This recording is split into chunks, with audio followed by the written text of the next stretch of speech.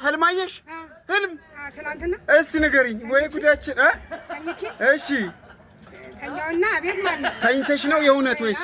እሺ እሺ በቃ የሆነ አውሬ መጥቶ ያዘኝ ምናምን የመሰለኝ። ቀይ ነው ጥቁር? በቃ ጥቁር ነው አይታይም። እሺ ካልታየ እንዴት አወቅሽ? በቃ መጥቶ ያዝ አደረገኝ በተኛውበት። እሺ በቃ እንደ ቤቴ ነው ያዘኝ። ኧረ እንዴ በህልምሽ ታወሪያለሽ ማለት ነው? የሆነ ሰዓት በቃ በስመ አብ ወልድ ብዬ እመቤቴ ማርያም አለች።